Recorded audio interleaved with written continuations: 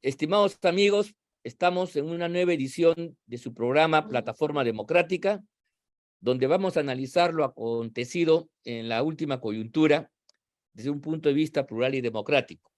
En esta oportunidad contamos con Víctor Andrés García Belaúnde y con Juan Cheput para llevar a cabo el correspondiente análisis. Quiero recordarle a todos ustedes que este es un programa que se transmite por el canal BHTV de Cable Más y se retransmite por las redes sociales de la Coordinadora Republicana y de la Abeja.p. Entonces, sin más preámbulos, un poco analizar la coyuntura que ha marcado toda esta semana. Rápidamente, las elecciones que sin duda fueron un hecho importante y cuyo análisis todavía está pendiente, ha quedado totalmente eclipsado cuando la señora fiscal de la Nación presenta esta denuncia constitucional. Entonces, a partir de ahí, se abre un escenario que, más allá de los resultados que vamos también a analizar ahora, evidentemente se abre una página política nueva que merece que digamos algunas reflexiones al respecto. Yo creo, para entrar a la discusión, que el haber escogido o haber llegado, quizás sin haber escogido, pero por las circunstancias, a que este conflicto político que aparece con el ascenso de Castillo, las últimas elecciones, conflicto que nace de la política, que derive finalmente al terreno de lo jurídico, penal, judicial y fiscal, tiene consecuencias, tiene consecuencias. En primer lugar, está denotando que los actores políticos, por distintas razones que vamos a analizar después, no han podido, digamos, resolver este conflicto políticamente hablando, por el tema de la vacancia, que no tienen los votos, o porque tampoco se animan a plantear una suerte de adelanto de elecciones y recorte de mandatos. Entonces, como hemos ingresado al terreno de lo jurídico, judicial, ¿no? Esa escena, pues, es la que está mandando. Ahora bien, ¿cuál es el problema aquí? El problema acá es que si entramos a esa escena, para ser coherentes, tú tienes que seguir los métodos y procedimientos propios de estas disciplinas. Y yo quiero recordarles a los amigos que nos están escuchando y a ustedes también, de que los juicios pues son enormemente dilatados, son cosas confusas, son casi esotéricas para la mayoría de la población. Entonces, el hecho que se procese el conflicto político por estos canales tiene un doble problema. En primer lugar, no genera una satisfacción de la angustia que tiene la gente para que el tema se resuelva cuanto antes, porque hay premuras, el país está parado, efectivamente esta gente sigue actuando con impunidad, pero al mismo tiempo hay un proceso que si tú lo violentas, te sales entonces de las reglas. El voluntarismo, querer aplicado a los temas judiciales, te lleva a festinar trámites y entonces ahí sí se podría cometer un error. Entonces estamos atrapados, digamos, en una coyuntura política que se encapsula y pretende ser resuelta a través de herramientas que no son políticamente las estrictas. Entonces tenemos que la vanguardia de la lucha democrática resulta los fiscales encabezadas por la fiscal de la Nación. Por ejemplo, yo hace mucho tiempo me he sorprendido, y esto lo dejo solamente como constancia, que los fiscales ahora, todos los fiscales están saliendo por todos los medios como si fueran una bancada política a explicar, a dar sus puntos de vista, y entonces si eso no politiza el proceso de investigación y la justicia, no sé qué cosa es. Quizás es un exceso. En mi tiempo se decía, cuando estaba en la universidad, que los jueces y fiscales hablan por sus resoluciones y sus votos, que están ahí expresados. O sea, lo que él dice y escribe, ese es su punto de vista, y sobre eso se discute. Si ellos entran al debate, a la réplica, a generar opiniones, hipótesis, como yo he escuchado, creo que se están saliendo de esa tradición en la cual por lo menos yo me formé en la Facultad de Derecho correspondiente, ¿no? Bueno, entonces este es el asunto. Por eso es que la gente está desesperada, hay algunos que dicen que, en fin, la fiscal también le ha tirado la pelota encendida al Congreso, ¿no? La fiscal llega a un punto en que no puede hacer más tampoco. Ella no puede procesar a Castillo de frente, tiene que pasar por el antejuicio y le está tirando una pelota a sabiendas que hay una norma como el artículo 217 que prácticamente dice todo lo contrario. Entonces, esas interpretaciones de tipo convencional, ¿no? Donde se quiere usar la convención de lucha contra la corrupción como una norma supranacional, supraconstitucional, resulta bien complejo, como los amigos entenderán. Y bueno, pues eso es, poner, en fin, en todo caso, es un debate complejísimo, te das cuenta, es un debate de locos, es un debate de filósofos del derecho, etcétera, etcétera, que no se condice con los tiempos de la política, donde la gente está totalmente pues, angustiada y quisiera que esto se resuelva allá. Entonces, de repente el Parlamento va a salir más dañado de lo que ya está al procesar una denuncia que finalmente no tiene cómo. Si le dan curso, mira tú, yo tengo la impresión de que esta gente va a recurrir a la jurisdicción internacional y vamos a tener aquí a la OEA, a la Comisión Interamericana, a la Corte, qué sé yo, como lo que hicieron con el indulto de Fujimori y la sentencia del Tribunal Constitucional, y entonces intentar revocar, cambiar las cosas, ¿te das cuenta? Y si no lo hacen, la gente va a decir que es el Congreso el que no ha sido capaz de poder procesar y acusar constitucionalmente a Castilla. En fin, están verdaderamente en un disparadero, un callejón sin salida. Yo veo la cosa muy complicada. Y para terminar, lo que a mí me preocupa es que de todo esto las fuerzas democráticas, en lugar de fortalecidas, queden dañadas. El gobierno ya está hasta las patas, yo no tengo ninguna duda de eso, pero me preocupa sí que las fuerzas alternativas, las que deben alzarse para superar la crisis, acaben tan dañadas como el propio Castillo y su banda, ¿no? A ver, Vitocho, ¿qué te parece? ¿Cuál es tu impresión de estos, Bueno, de estos sucesos que estamos bueno, comentando? con todo lo que has dicho, ya qué cosa más, No, pues, ya no tengo nada ese más para que ponerlo en decir, el debate. ya no tengo nada más que decir, querido Ángel, Juan, un placer estar con ustedes. Bueno, a ver, la situación es complicada, es muy complicada, la situación es muy complicada. Estamos viendo realmente una organización criminal, porque están en todas partes, tienen argumentos para todo y tienen misiles balísticos para disparar a todo lugar. Esto me hace un poco, salvando distancia, recordar a Putin, ¿no? Putin pensó que invadiendo Ucrania la sometería rápidamente y se preparó para eso, pero no le fallaron los cálculos. Salió respondona Ucrania. Y eso es lo que pasa en el Perú. Yo creo que Castillo, que es sindicalista, ha querido jugar sus fichas como si fuese un sindicalista repartiendo juego, repartiendo prebendas, repartiendo y pensando en el Congreso. O sea, yo creo que Castillo, del primer momento que se puso la banda presidencial, dijo, acá el problema es el Congreso y el Congreso hay que neutralizarlo. Y como es un Congreso pequeño, hecho a la medida de Fujimori, y se sabe que Montesinos compró a Curi, a 3 o 4 o 5 más y volteó el Parlamento, lo volteó a favor de ellos y le dio una amplia mayoría. Él pensó que esto se podía hacer de la misma forma. Pero claro, ya no está Montesinos, hay operadores menos brillantes, con menos infraestructura, y empezaron a comprar a uno, ¿no? A la bancada de Acción Popular, a la bancada de Podemos, en fin, empezaron a jalarse y a tener 40 o 50 votos que les impedían la vacancia. Con eso estuvieron tranquilos. Nosotros neutralizamos esto y así vamos a hacer las cosas. Por eso es que empezaron a repartir ministerios de una manera absurda, cargos de una manera absurda, a cualquiera, a unos señores de Alba y Ceballos le dieron pues inmigraciones. Bueno, ahorita inmigraciones, miren lo que ha pasado, pues no hay ni siquiera pasaportes. O sea, repartieron el gobierno como si fuese una torta, un sindicato, tú te encargas de esto, tú te encargas del otro, y con eso manejamos el sindicato. Pero lo que no se les había ocurrido es que la fiscalía podía intervenir después.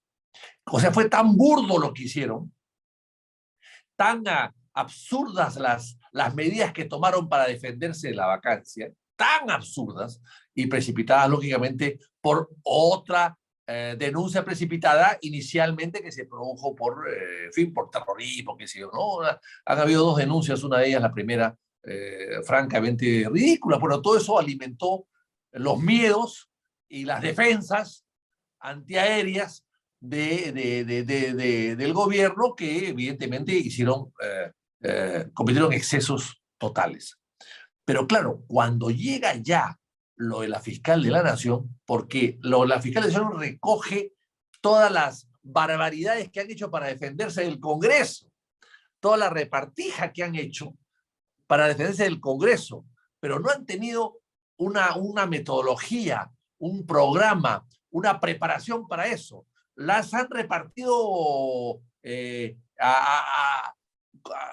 al voleo y le han dado todo a quien sea, con tal de protegerse ellos de la vacancia.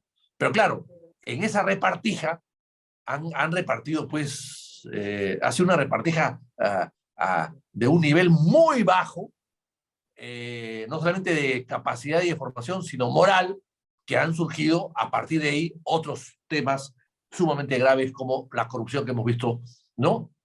Y que han estado protegiendo de la corrupción. Y cuando la fiscal acusa, ya la cosa cambia. Entonces ya ellos dicen, ¿cómo hacemos ahora?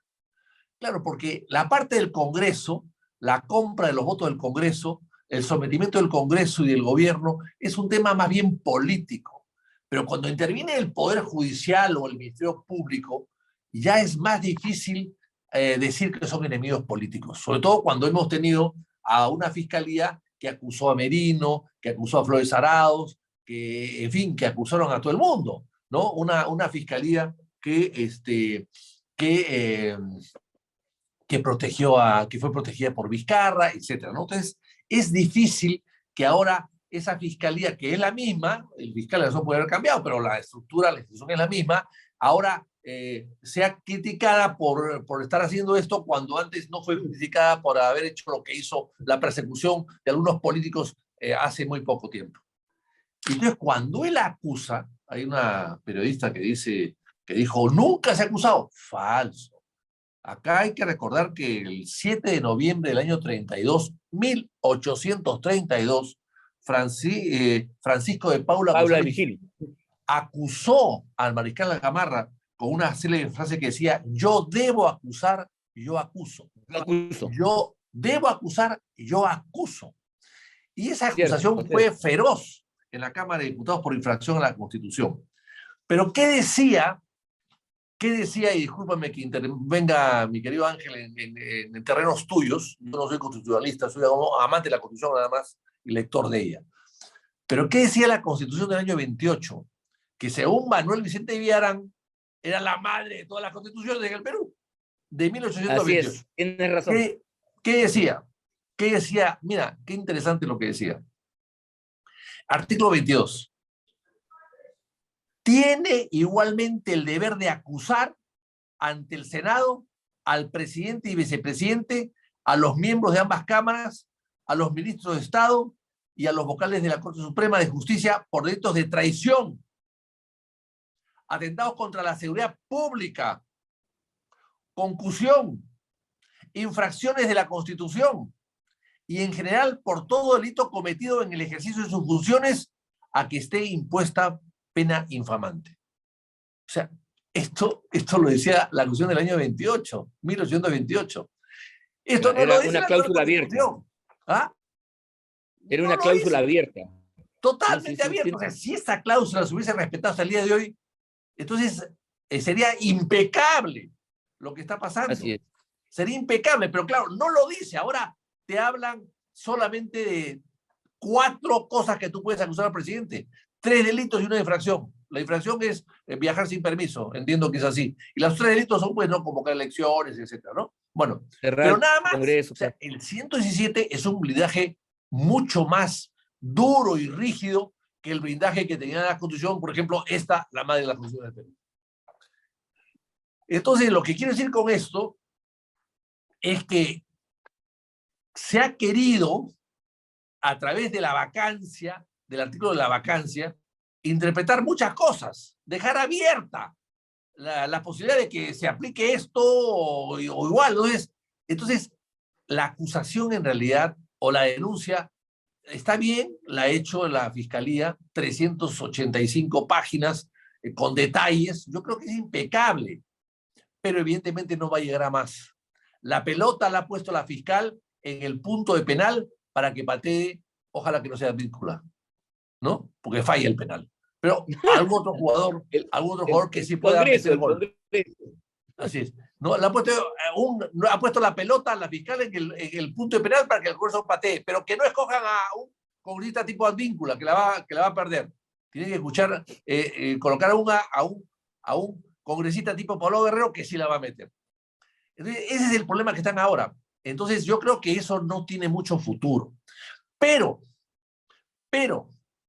otros dicen, he escuchado por ahí a Ugaz, que es un buen abogado, por supuesto que sí, pero dice pues que se aplicaría la Convención de las Naciones Unidas. No es así, porque también tú me vas a corregir, Ángel, que eres experto en esto, insisto, yo no soy constitucionalista, donde realmente puedo decir muchas cosas y también tonterías, pero yo entiendo que es una medida muy general, muy gaseosa, No, tienes razón, tienes razón. y en todo caso son medidas que los para que los estados la tomen previo modificación. O sea, si la convención dice algo que con los peruanos, los abogados peruanos o los congresistas peruanos creen que se puede aplicar, es para modificar la constitución. Es un poco lo que pasó en la Comunidad Europea. Se dio una norma general, pero las constituciones tuvieron que adaptarse a esa norma general. Pero mientras no se adapte, ahí quedan, siguen vigentes. Ese es el tema que yo entiendo que es así. Entonces, yo creo que aquí no hay un camino directo a la destitución. Hay dos cosas más que sí se pueden tomar en cuenta. Primero, la suspensión. Y acá Juan nos puede ayudar, porque hace poco hemos estado en el Congreso, los ex parlamentarios, se nos han homenajeado a los ex parlamentarios, pero faltó algo que yo le dije a la presidenta del Congreso en ese momento, Marta Moyana, que presidía la sesión, porque William se había retirado. Le dije, acá falta algo fundamental. Vienen ustedes a premiarnos a los congresistas del 30 de septiembre, pero ¿por qué no declaran persona no grata a los congresistas del 30 de septiembre que aplaudieron y pidieron el cierre de ese congreso? Claro. Eso es fundamental. O sea, a nosotros nos premia porque hemos defendido el congreso hasta el 30 de septiembre. Les agradezco. Pero ¿por qué no declaran ustedes a esos congresistas que han aplaudido ahí, se ve en la televisión como aplauden, viva, viva, y que van después juntos todos a felicitar a Vizcarra, Palacio de Gobierno, por haber cerrado el Congreso? O sea, cerrar su casa. Felicitan cerrar su casa. Es como si tú felicites a tu embargador de tu propiedad, al que te allana tu propiedad, lo sales a felicitar y lo aplaudes. No, pues, ¿qué es esto? Esto es lo que han hecho ellos. A estos señores, que son todos conocidos, que están ahí en la televisión, que uno ya falleció, Manuel Dahmer. No, y que están además en puestos de gobierno. Hoy, así es. Hoy la mayoría están en puestos de gobierno. Así es. Entonces, esa gente, evidentemente, esa gente debía ser declarada persona no grata para el Congreso. Y yo diría que una norma que les prohíba regresar al Congreso. Presentarse nuevamente, claro. ¿Por qué? Porque si has pedido el cierre del Congreso, has atentado contra el Congreso, ¿por qué diablos vas a regresar? Claro. Yo creo que es fundamental eso, pero eso no se ha hecho. Y finalmente, hablando de este tema, ese día, el 30 de septiembre, y Juan lo voy a recordar perfectamente bien, ese día, mientras se discutía y se votaba la cuestión de confianza, el presidente Vizcarra empezó a hablar y acto seguido, durante su discurso, el Congreso aprobó la cuestión de confianza. O sea, no había negación fáctica ni no fáctica. Había afirmación. Había un acuerdo expreso. Una afirmación expresa, no fáctica, claro. Una afirmación expresa, no era negación fáctica. Entonces cuando el Congreso aprueba, así, 7 minutos antes que el presidente pronuncie la palabra disolución, ya el Congreso había dado la voto de confianza. O sea, lo disolvió indebidamente. Pero no solamente eso, sino que después, además sin decreto, sin nada, porque el decreto se propone en la noche. O sea, todo eso es una ilegalidad. Pero ya estaba el Congreso rodeado de policías. Y entonces, ante eso, ¿qué hizo el Congreso? Acto seguido, cuando escucha la mensaje del presidente de la República, etcétera, el Congreso aprueba una moción de suspensión de acuerdo al artículo 114. Lo suspendió. Y por eso es que Meche Arauz juramentó. Y hay una resolución al respecto, que se mandó al peruano y el peruano no quiso publicarla. Que tampoco se ha hecho nada contra ese editor del peruano de ese momento que no se pudo publicar. Tenía la obligación de publicar, porque el peruano es un diario no del gobierno, sino del Estado. Entonces tenía obligación de publicar los dispositivos de los gobiernos locales, de los ministerios, y sobre todo del Congreso de la República. No podían dejar de publicar algo del Congreso, por orden del gobierno. Eso no podían hacer. Y lo hicieron. Pero en fin, entonces ahí hay un antecedente. Lo que pasa es que del 30 de septiembre a la fecha, habiendo esta figura de la suspensión que es relativamente nueva y desconocida, los congresistas posteriores al 30 no se han dado cuenta de que había que reglamentarlo. No lo han reglamentado. Y porque entonces es difícil, sí se puede aplicarlo, evidentemente, forzadamente, pero no ha habido pues una coherencia legislativa en cuanto a decir cómo se puede llevar a cabo eso. Pues no se ha hecho. Y finalmente, para terminar, Ángel, Juan, yo creo que esta denuncia que está muy bien hecha, con muchos elementos probatorios fehacientes, clarísimos, fuera de toda duda, con mucha sustancia, casi pruebas contundentes. Yo creo que lo que hay que hacer es usar esa materia prima, esos insumos, para que en base a esos insumos ya sí plantear una cuestión de vacancia, y ojalá, todo dependerá cómo vayan pasando las cosas, cómo se vayan arreglando a los niños, ¿no? Porque claro, esta acusación a los niños también los afecta y pueden hacer que recapaciten y que vuelvan a los causales correctos, no lo sé. Pero a partir de ahí sí se puede trabajar una vacancia con mucho más sustento de lo que se hizo en las dos vacancias anteriores. Muy bien, sí, pues efectivamente, esto del tratado es una norma muy general y en el mejor de los casos lo que plantea es una adecuación de las normas internas a este tratado. Y además lo que dice el artículo 30 citado, inciso B, es que debe buscarse un equilibrio. O sea, no es que dice que el presidente de la República no puede estar blindado, o sea, no es una norma que deroga o permite una interpretación que deje sin efecto el 127 de la Constitución. En fin, tampoco yo creo que estamos en un mundo de seres humanos más o menos que nos comunicamos, donde el adverbio solo no puede leerse pues como también, además, ¿no? Y cosas similares. Eso como decir que lo que es blanco se vuelve negro a partir de un malabarismo intelectual de interpretación, ¿no? Bueno, Juan, ¿cuál es tu opinión al respecto? ¿Qué piensas tú de esta situación que se ha abierto a partir de la denuncia presentada por la fiscal de la Nación?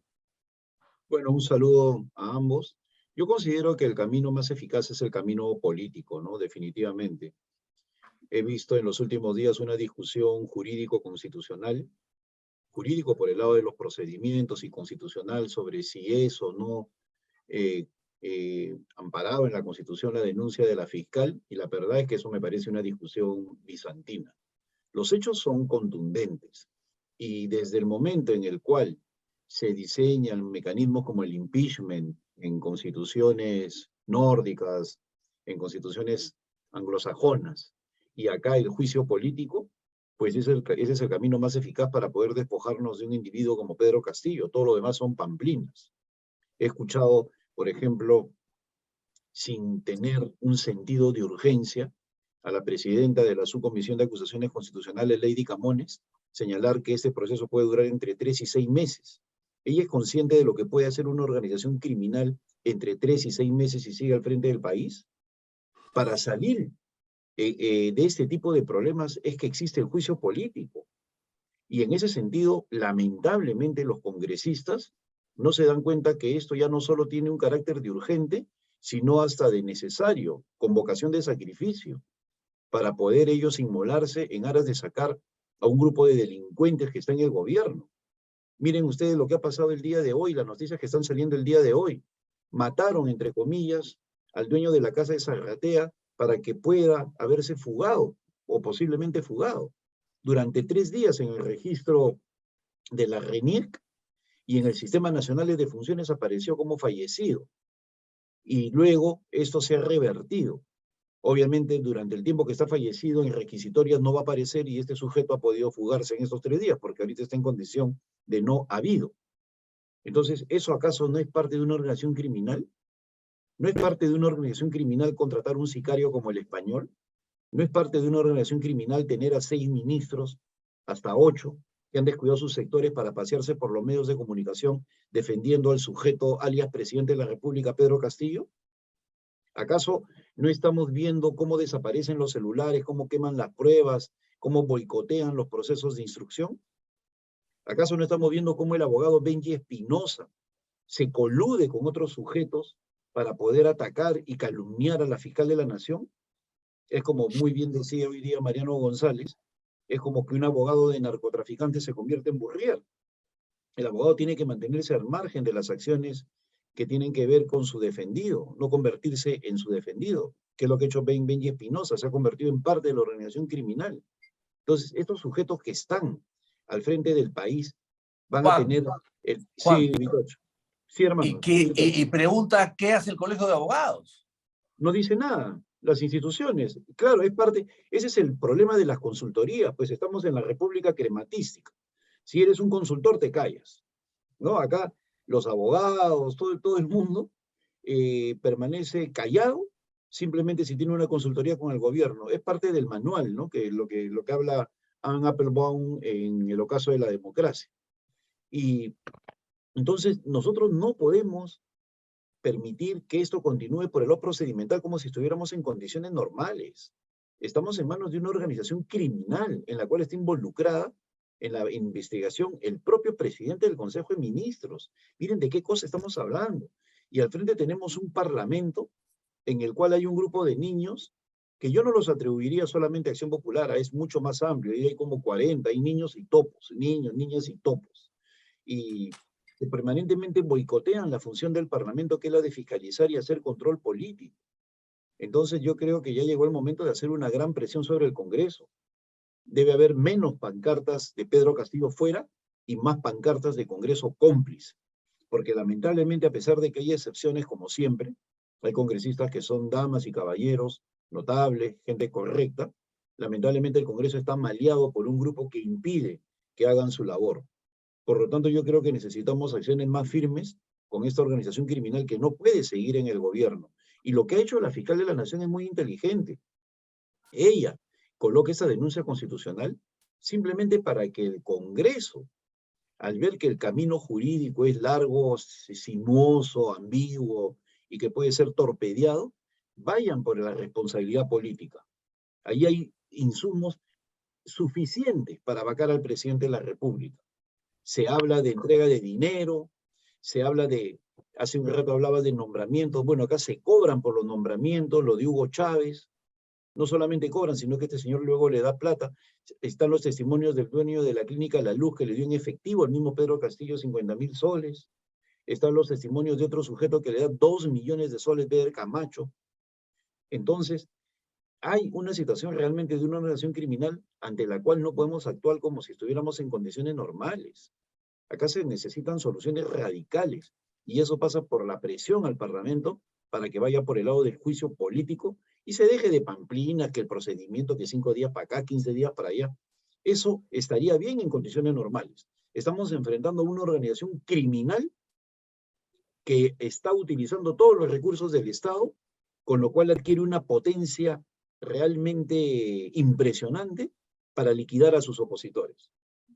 Y si los congresistas no están viendo eso, pues simplemente estamos a puertas de un Estado fallido, en el cual una gavilla de delincuentes toma el poder y va a liquidar a todo lo que signifique democracia u oposición.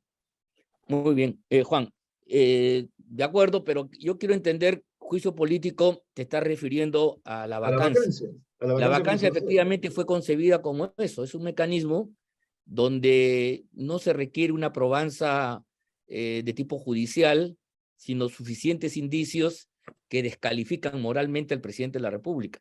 Y mira tú, ni siquiera es necesario de que sea culpable. Yo creo que es culpable, pero el hecho que esté rodeado de tantos elementos infestados que ya han confesado, ya pues lo vuelve al tipo absolutamente impresentable. O sea, creo que efectivamente la acusación constitucional tiene la virtud de haber condensado en un solo documento un conjunto de denuncias, de hechos, informaciones, datos que estaban sueltos, que se manejaban en la prensa, que estaban ahí un poco desconexos, y ahora tenemos, como bien decía Víctor Andrés, como decía Vitocho, un conjunto de elementos contundentes para la lucha política, pero eso tiene que traducirse en el juicio político por excelencia, que es efectivamente la vacancia, y ahí están los elementos. O sea, creo que cualquiera de esos elementos es suficiente para provocar la caída de Castillo. Ángel, cuando se produce la vacancia de Vizcarra y de Kuczynski, se dijo pues que no había pruebas, se dijo que era express, se dijo pues que no había nada, en fin. Bueno, es decir, no había nada bajo el punto de vista de la fiscalía ni Del ni proceso el Poder judicial. Judicial. Es Pero cierto, es ahora cierto. hay elementos muy importantes, o sea, ya no es que la Comisión Lavajato acusa a Kuczynski de haber cobrado a consultorías a Odebrecht. No, ya no se Así es. trata solamente de eso. No, no, No, en el caso, estamos hablando de la Fiscalía de la Nación, del fiscal sí, de la sí, Nación que y que está representa diciendo al que, Estado y que es sí, el titular de la acción penal y que representa y que defiende a la sociedad. Entonces, o sea, ¿y qué cosa van a hacer los políticos? ¿Y anular o olvidarnos de estas 375 páginas de un rosario de irregularidades y de delitos? ¿Nos vamos a olvidar de eso? sí, pues, de eso, de eso es, pues, el problema está que eso sirve para eso fundamentalmente. Ahora, si se lo quiere procesar por el lado del artículo 99 y 100, ahí el juicio, que también el juicio político se dice, ¿sabes por qué? Porque teniendo las formalidades de un proceso judicial con etapas, actuaciones, defensas, etcétera, etcétera, las reglas del debido proceso en general, el titular no es el Poder Judicial, sino es el Congreso de la República, ¿no? Pero en este caso, a diferencia de la vacancia, que es una apreciación más intuitiva y donde la falta es de incapacidad moral, ¿te das cuenta? En este caso, tú tienes que hacer un balance de los elementos probatorios que están ahí, y entonces ahí sí se tramita por una vía que, en primer lugar, está pues estipulada. Tú la conoces, Juan, mejor que yo, porque tú te has desempeñado, has estado en esa comisión, en esa subcomisión, y sabes cómo es. Ahí hay unos plazos y hay reglas del debido proceso y hay posibilidad que las pruebas se contradigan, en fin, por más que se corra, hay un plazo que es ineluctable. Y por otro lado está el tema de los votos también, ¿no? Otra vez el tema de los votos a este nivel también es importante. Entonces, yo sí creo de que los argumentos de la fiscal, que todavía tienen que desarrollarse, etcétera, etcétera, son más que suficientes para caracterizar la descalificación moral del individuo que hoy ocupa Palacio de Gobierno. Creo que en eso tenemos que estar claros. El otro proceso, ¿no? El tema del antejuicio, el tema del procesamiento a través del 99 y el 100 y el reglamento del Congreso que tú conoces, va a llevar a una vía donde efectivamente va a haber un entrampamiento al final. Tienes el artículo 117 de la Constitución, que parece como una muralla insalvable, salvo que, repito, donde dice solo, puede ser, nosotros hagamos una lectura distinta, como los cavieres están acostumbrados a hacer, porque ahí donde dice hombre y mujer, el Código Civil dice el matrimonio es hombre y mujer, pero ellos leen ser humano, entonces con eso quieren justificar cosas que por lo menos ya no del punto de vista del derecho, sino del punto de vista del lenguaje y de la razón discursiva resultan pues realmente sorprendentes.